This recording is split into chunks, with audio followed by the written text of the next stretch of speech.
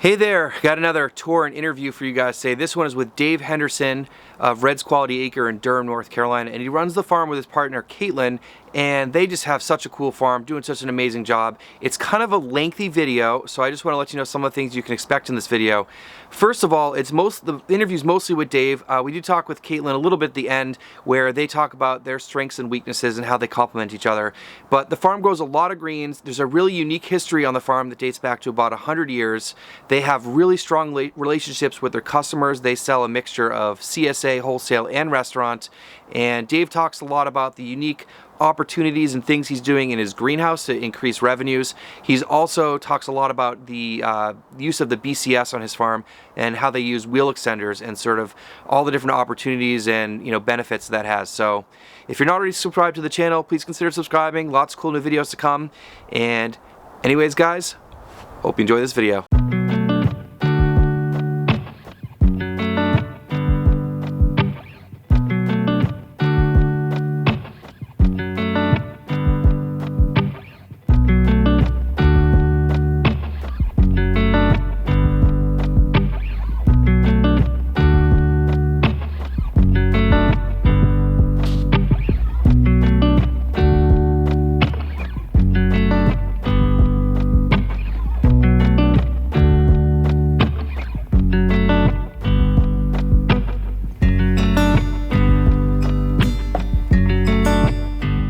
Hey Dave, so we're at your farm, Red's Quality Acre in Durham, North Carolina. Thanks so much for having me out today, and I can't wait to show everyone around here. And I just want you to tell a little bit about your farm and your background. So yeah, we started the farm in 2014. We're in just kind of winding down our fifth year here. We grow, it's like a mixed vegetable operation, and we have sales through CSA and through the local grocery co-ops, as well as restaurant sales. Me and my partner Caitlin started the farm, and now we have a few different part-time employees, which accumulates up to about 2 full-time people. So there is basically 3 full-time people here running the farm. Okay. And so it's a mixture of CSA, restaurants, and also wholesale accounts. Yeah, that's okay. right. Okay. So wholesale accounts being to grocery stores. So and it's about the sales are about broken up in thirds. So it's about 1/3 CSA, 1/3 to the co-op, and 1/3 to restaurants. Cool. And the majority of the restaurant sales are all standing orders. So it's either no correspondence, we just show up with what we've agreed on, or like minimal correspondence. Awesome. I know I talk a lot about restaurants and relationships. I mean, with any of your customers' relationships, but yeah. Especially with restaurants, once you get in that groove and you have that sort of Yeah. rhythm, you sort of count on each other for that. Right. So. Exactly. Yeah, and we've really tried to get to a point where our restaurant and the co-ops are really clear about what we are growing for them and in what quantity. And we're just trying to get away from growing things that maybe people will buy kind of thing. So we have, at this point, we have a really good idea about exactly what we need to produce and in what quantity. And that's obviously easy with the CSA, and we've been able to just get to the point where everything that we're growing has an outlet and a place to go. So you have a pretty unique situation with the land here. Can you talk a little about the history of the land and sort of how that works and the relationship you have with the landowner? Yeah, so we don't own any of the land we're growing on, and we are kind of looking into options for purchasing land. Maybe the land we're on, but we're kind of trying to sort all that out right now. And then, we've also been looking at other properties just to see what's out there. But our situation right now is really good, and Our main farm site is owned by Norm Budnitz, who's an old family friend of mine who I've known since I was a little kid. And he had the farm, and he was partners with another farm called Four Leaf Farm, and they used to grow on this land, and Four Leaf was the first farm that I worked on as a kid. So once I started, I was helping out on this property, and then when I wanted to start my own farm, Norm had separated from that and was kind of retiring, and the land was available. So Norm, let us come in here and use the farm and use equipment, which has been really great because, some of the main equipment was already here, and we were, it was all ready to use, and we just kind of maintained that equipment. There were a bunch of buildings. Like I see a lot of these barns and stuff. Yeah. There's a lot of buildings here that you sort of retrofitted for vegetable production. Yeah, exactly.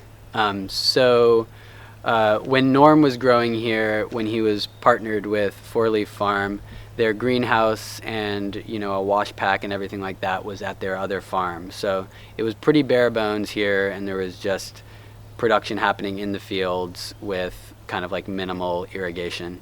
And so since we've been here, we've buried irrigation lines and like kind of retrofitted the structures that are here for a wash pack and a walk-in cooler, and we've just kind of made it work for our operation.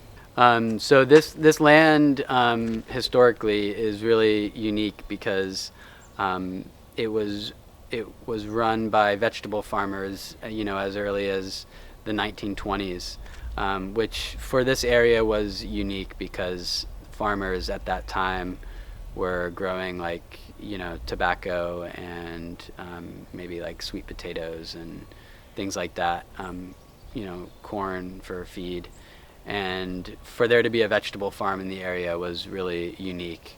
And we have neighbors that whose grandparents maybe used to come here and like help pick beans and stuff during the summer.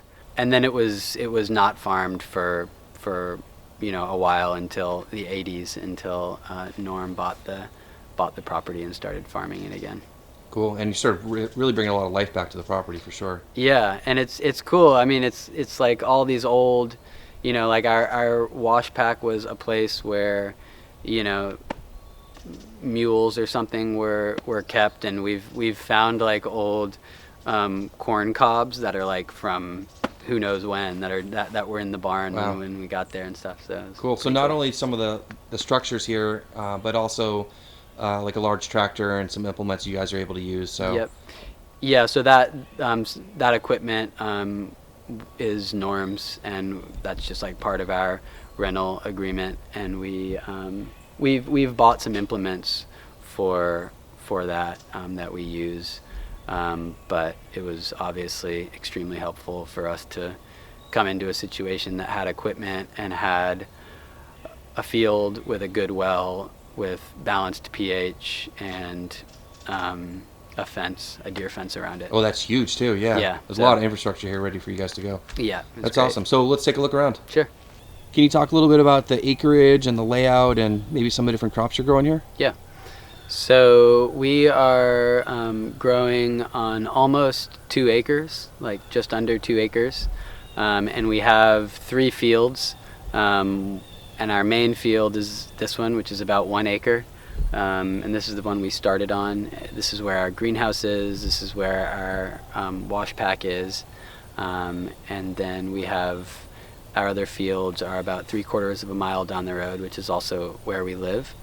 And we are growing, somewhat intensively. All the beds on the farm get planted like 2 to 5 times a year.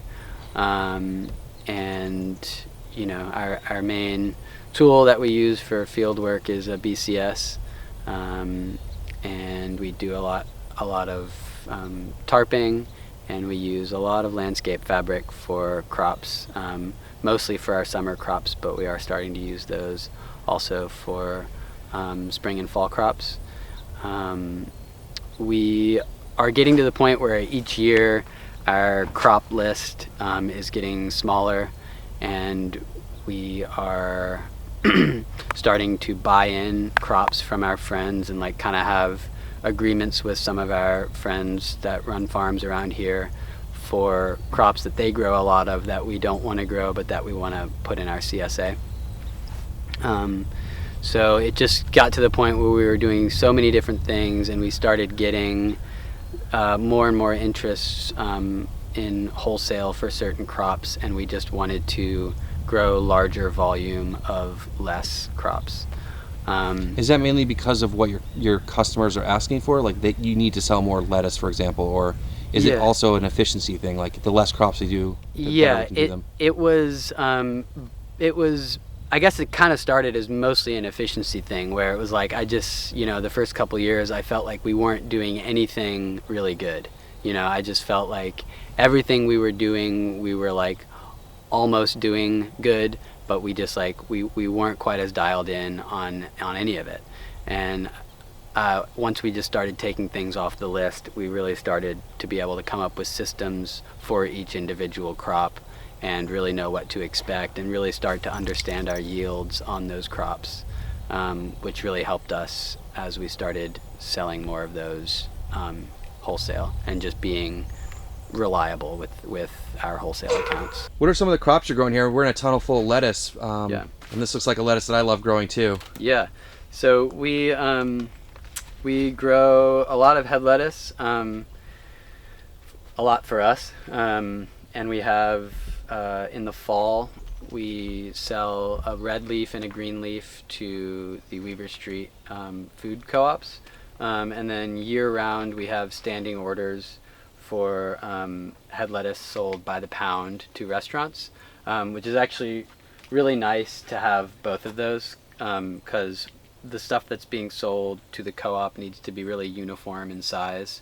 And so what we'll do is we'll go through and get the cases that we need first for the co-op, and then we can basically just start clearing out beds, and the size doesn't matter quite as much to go to the restaurants that's being sold by the pound.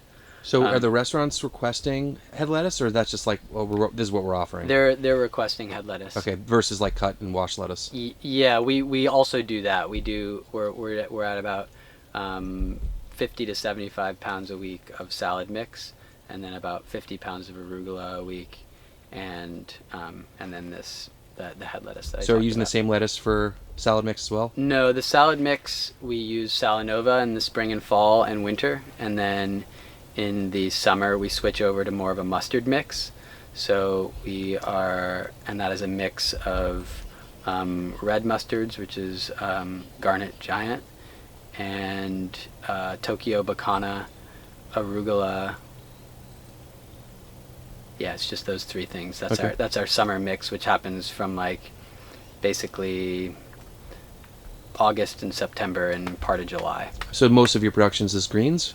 Most of our productions, I would say, are greens and roots in the spring and fall, and the greens go all the way through the summer. Okay. And then during the summer we do a lot of cherry tomatoes and eggplant. We're kind of scaling back on peppers, also kind of scaling back on alliums, but we are trying to grow a little bit more carrots, radishes, Hakurei turnips. Cool. And we do a fair amount of cilantro and dill, which are mostly sold bunched to the co-ops. I find it really interesting that you have so many different offerings for greens, in that we do head lettuce, we do salad mix, we do, you said some other like braising greens as well. Yeah. And I guess it's just the fact of your scale and your depth of customers, right? Yeah, I think so. I think just the fact that we have, we have these different types of outlets, and restaurants in particular just want different things. They want head lettuce that they can break apart and put, one leaf on a burger or one leaf on a sandwich, but then they also want a mix that they can use as a salad on the menu. So there's, the head lettuce and the salad mix are mostly going to restaurants and our CSA. it's been really helpful for us to have these year-round contracts. We've found that with the salad mix and the head lettuce being twice a week deliveries year-round has just been like a huge help in our business, and you know, us being able to think about like, you know, business investments, and we just like have a baseline, you know, amount of money that we know we're going to be making every week off those 3 crops. Well, that's a huge accomplishment. I know that it's super important to have those relationships and, you know, be able to count on your accounts for, you know, consistent purchasing so you can plan your consistent production. Yeah, exactly. So, yeah, I mean, we kind of have used those 3 crops, like I said, just kind of like as our baseline for numbers to work off of.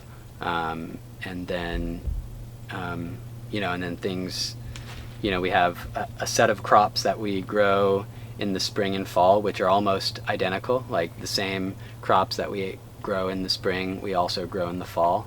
And then the summer, we just have a few summer crops that we do kind of in, you know, at a scale, I think, for our size. Cool. This tunnel looks awesome. There's a ton of lettuce in here. What are some go-to varieties for you guys here? We grow mirror lettuce year-round. One of my favorites. Yeah, it's a great one. It does really well in the summer, through the summer, which we have a little bit of a different growing technique during the summer, but does really well at that time of year. It also does really well straight through, you know, the winter as well. And then we grow Cherokee, which is a red leaf head lettuce that does pretty well in the heat, also does well in the winter. And then we grow Salanova, and we do what's it called, the Premier mix, which is the mix of all the varieties. So we do that in the spring and fall. Dave, this is your greenhouse. You're doing mostly your starts in here and a little bit of winter production too, but can you talk a little bit about this space? Yeah, so this is where we do all of our seedlings, and like basically March through May, we have 3 rows of tables in here, just like this one here. Okay. And we fill the whole tunnel with seedlings. And then at the end of May, once stuff starts clearing out, and we don't have quite as many seedlings in the tunnel, we this is our first year doing this, but we turn 2 of the sets of tables over, fill these grow bags with compost, and are growing crops in them. So yeah, we just turn the tables over so that we don't put the tables outside, and so that they don't get rained on all year. And yeah, like I said, fill the bags. This summer we grew basil and some cherry tomatoes in here, which the basil did great. It was the best crop of basil we've ever grown. We harvested it for like 2 months, which we've never done before. It worked great. And then now we're growing kale to be harvested in the winter. And as you can see, it's not a lot of kale we're going to be getting out of here, but it just was a way to use the space, since we have tunnels now that we're needing to grow transplants for through the winter. I just wanted to kind of put as much of this space to use as we can, since we're, you know, heating it with propane. Cool. And this seems like a pretty, you know, bootstrappy kind of tunnel. Was this one of your first tunnels on the property? This was our first tunnel on the property. We bought hoops off of Craigslist for a 100-foot long greenhouse, which we only built 50 feet of it, and the other 50 feet we used for a high tunnel. But yeah, it's amazing that it's lasted this long, but it's still working. It's still working, and it's done really well for us. And also, this year was our first year of doing tomato transplants to be sold at the co-op. So we were actually doing plants for sale, which we really enjoyed doing, and it was like, you know, we grow a lot of tomatoes anyways, so we already have a system going for producing those transplants, and we were able to just do a couple more successions to be sold at the co-op. Do you find that to be a profitable enterprise? Yeah, we did. Okay. We found it to be really good, but we are about with that account. as well as all the transplants we need to produce. We're pretty much maxed out. So if that's something we want to continue doing, we're going to have to have another space to put transplants in. Okay. And at what age are you selling them at? We sell them, like about this big, like ready to be planted, and they're in 3.5-inch pots. All right. Do you pot them up, or you start them in those pots? We seed them in 128 cell trays, and then pot them up into 3.5-inch pots, which is what we use for our field transplants as well as what's being sold. Cool. A lot of flexibility because you can just sell what you don't need, essentially. Yeah, but we've got an account saying we'll hit this amount of plants per week for this many weeks, which is 6 weeks. But if you have the space for it, I mean, you're already in there starting tomatoes and getting things rolling. So exactly.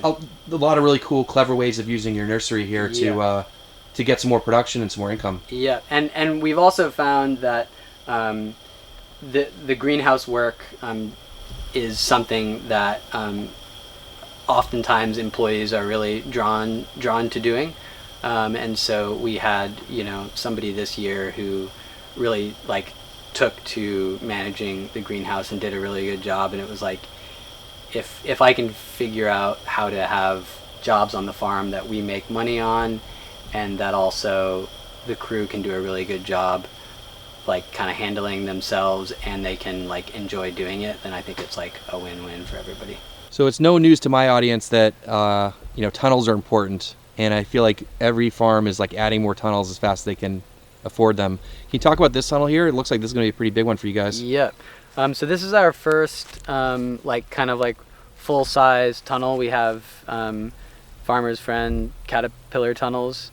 We have 4 of those, but this is our first 30 by 96 tunnel, which we got a grant through the county, Orange County, that we live in, the grant comes from tax dollars that are reinvested in agricultural projects. Is that a hard thing to get? Was there a long process for that? It took a little while, and a lot of people apply for them, and this is actually our first grant that we've actually gotten in the 5 years that we've been farming, and we've applied for several and just haven't been lucky enough to get them. So this is our first one, and we're really excited about it, and this is going to be a huge help for us. And yeah, it's 30 by 96. And where's this tunnel from? It is from Atlas. Okay. And so what's going to be going on in this tunnel once you guys get it set up? So it'll be similar to what we have going on in the Caterpillar tunnels. It will be greens, in the early spring, late fall, and winter. And then during the summer, we are going to be growing summer crops in there. Okay. So we're going to grow tomatoes and cucumbers in there. But it will also be a space to where if we do have more salad green accounts, we can also grow lettuce in there during the summer with shade cloth. And when do you expect this to get up and running? So this week we're starting transplants to put in there. Awesome. So I'm hoping that in within the next month it'll be done and ready to be planted. You mentioned earlier that you do have a large tractor here, but you're tending to use it more for moving compost and stuff like that. But you do use your BCS quite a bit. Yeah. So our BCS is our main tool for field work. We're kind of trying to get away from flattening and reshaping beds with the tractor. So we are now we spread compost primarily with the tractor, and we have access to the tractor because that was on the farm when we got here, so it's not something we invested in. But spreading compost with the tractor is really a useful thing to be able to do. So you have a compost spreader for that, or is it just a front end loader? No, it's just a front end loader, and we can just somebody drives it while someone shovels off of the front end loader. Okay, so no lifting of compost. Right. Awesome. Right. And okay. No scooping into a bin and wheeling a cart around. Okay. So we can apply compost that way, and then we have our BCS with just the regular BCS rototiller, And something that we've done is we've added the wheel extenders onto the BCS, which was a pretty like cheap thing to do. And we just have this little jack here that's super small, and we can move it around and bring it down to the other field with us if we need to. But you just wheel it under here, wheel it under there, and it quickly jacks up. Yep. And then there's just this little pin in here. You just undo the pin, slide the wheel in or out, and then put the pin back in, lower the jack, and it's ready to go. So we're able to straddle our 30-inch beds with the wheels being out, and the tiller on top, on the bed top. Okay, so I don't see that very common, like on the wheel extensions. Yeah.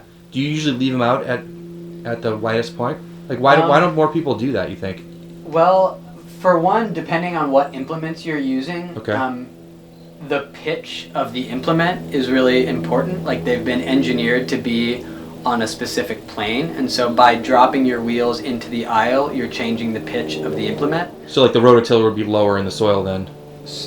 Theoretically, but the rototiller, whether it's completely flat like this or whether it's like that, you're still kind of getting the exact same action of the rototiller. But if you're using something like a power harrow,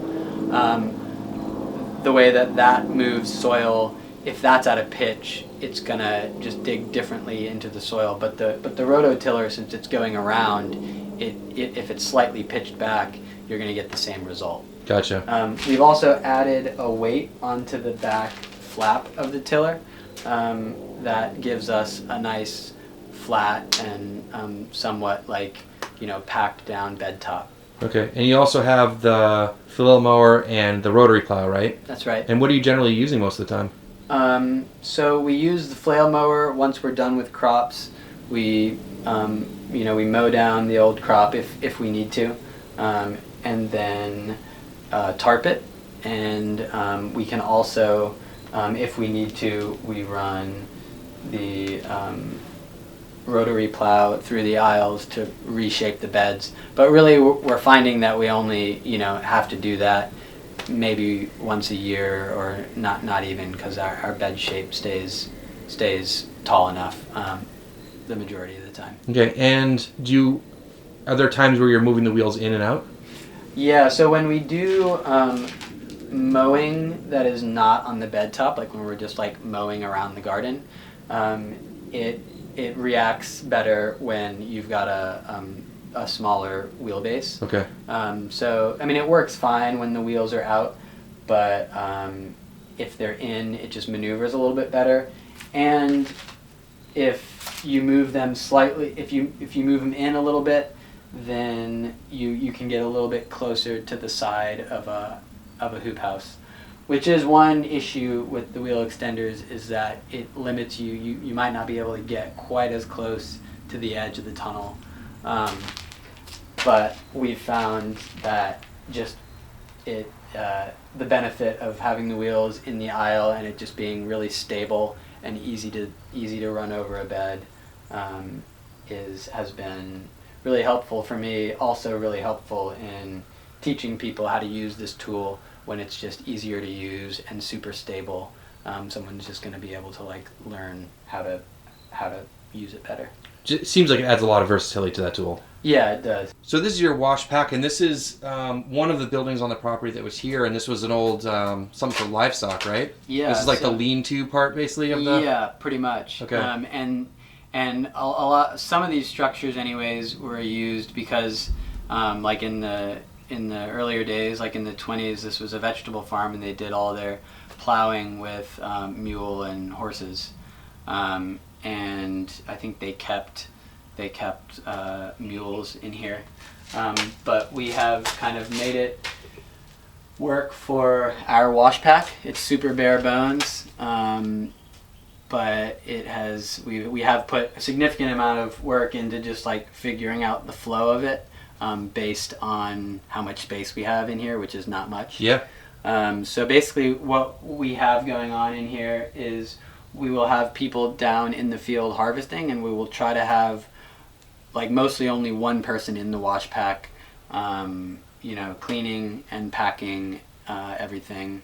And because this can be a bottleneck, because there can really only be 1 to 2 people in here, we want to make sure that we've got a good flow coming in from the field and being packed efficiently in here. So we try and have everything be like super clean and really as ready to go as we can coming from the field. So from behind you, that's where it would come in from the field? Yeah. Because directionally that's out towards your field anyways. Yeah, the truck can pull up to that back door and drop things off on these tables, and the person that's in the wash pack can bring it down the line, wash it, and take it to the cooler.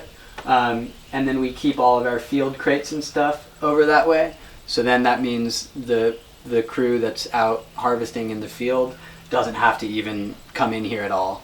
They can like come in that back door, drop the bins for the person that's in the wash pack, take any bins or crates that they need, and go back out that same door to where the truck is Awesome. coming from. Awesome. And so some of the gear you have in here looks like you have like a triple wash setup.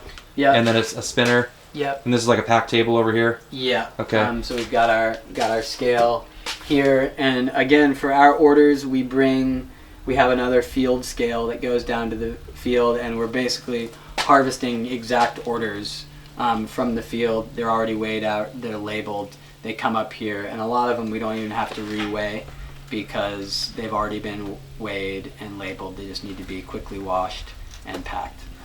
Okay, and what about over here? This is like are you washing root vegetables here, head lettuce? What's going on over here? We wash our head lettuce here, and then we also wash any root vegetables here as well.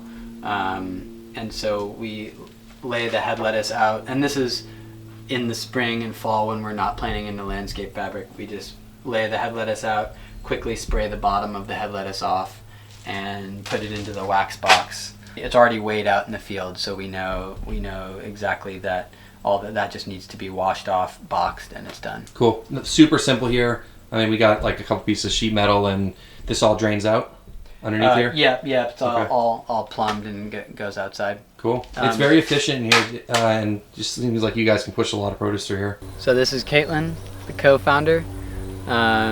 She has been really helpful on a lot of things around the farm, but one of the main ones is just kind of the business development and thinking about systems around the farm. Yeah, so I guess since we've started, I've sort of filled the gaps.